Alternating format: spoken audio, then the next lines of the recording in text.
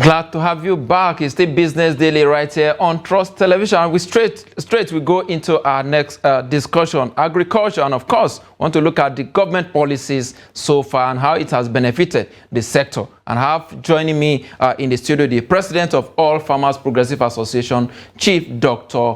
Joseph Douglas. Glad to have you on Business Daily.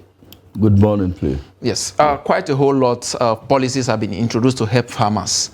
To what extent has your members benefited from these policies? Yes. If I will say, we are still hoping much to see the performance of the new government.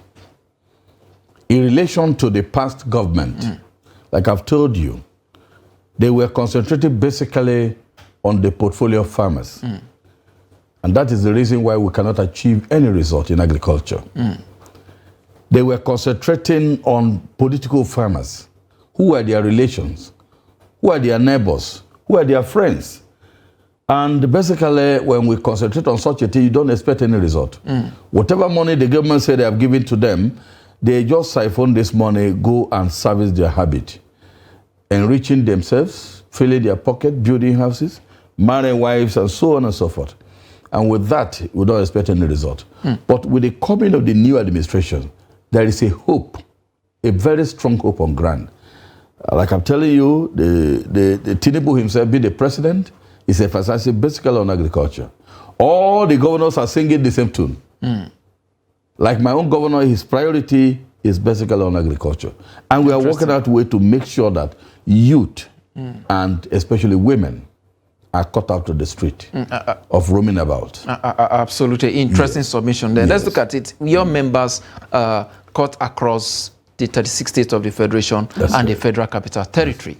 And in every state that you go in Nigeria, there are some particular crops that are actually peculiar to those states. There are some states that have advantage of producing different kind of crops anyway. But are you trying to prioritize, let's say, states where you have members that cultivate more of guinea corn or maize or rice or beans? Are you, like, putting them together in a way that they can come up with a commodity? You know that, okay, a state is so and so state is coming up with is coming to supply the market with so amount of maize or gari or millet, as the case may be. Are you putting your farmers together in that respect? Good.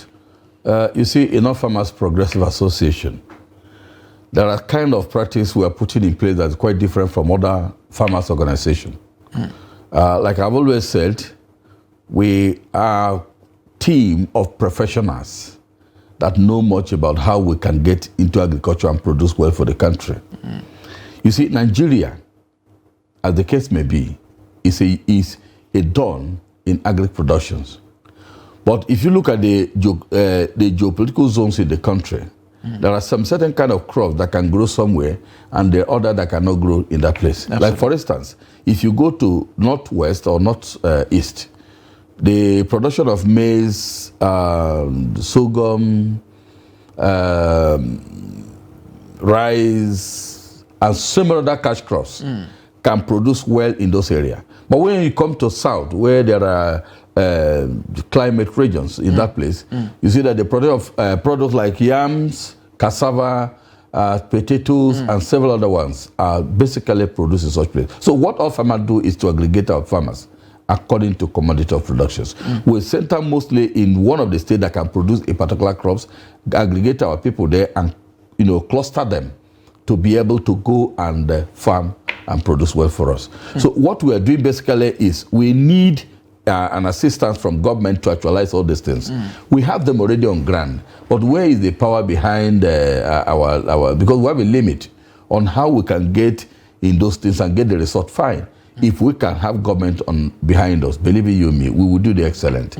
I will make sure we feed the nation. Interesting there. The Business Daily is also planning to touch some of these bases that you mentioned, the Northeast, the Northwest, the North Central, South, and indeed the Southeast, so that we can actually identify crops that are peculiar to some of these regions, as the case may be. Now, let's look at the food insecurity.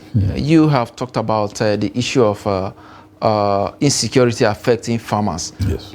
And of course, you also talked about how some governors are interested in going into agriculture. Are they waiting for support from the federal government? Because we know that the governors are the chief security officers of their states. Are they waiting for federal government support before they can actually invest in farming in their respective states?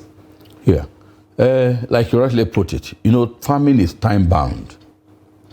Once that time passes, you can't reverse it any longer. That year is gone. And that's why we are anticipating another strike of hunger in next year or in the nearest future. Because as I'm talking to you now, farmers are not producing anything. We're not in the farm. Why? Because of insecurity. We thought with the coming of the new government, the tension is going to be low. But it's going higher. You can see what is happening in Jos. You can see what is happening in the southern Kaduna areas. You can see what is happening in Benue. Even in Zamfara. We in Zamfara. We Benue is the food basket of the nation.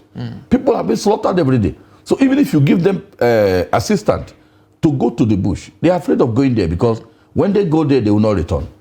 So in that kind of circumstances, how do we cope up? So the tendency of this food insecurity cannot be napped on the board except the issue of insecurity is addressed.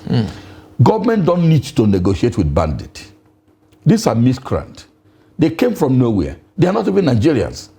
If Nigerians stand up today and go and terrorize their neighboring country, what will they say? Nigeria is the giant of Africa. When there are crises in other nations, Nigeria walk in and do what they can do to solve the problem. Now we are having the problem. How many countries indicate interest in coming to help Nigeria in this matter? And we are equal to the task.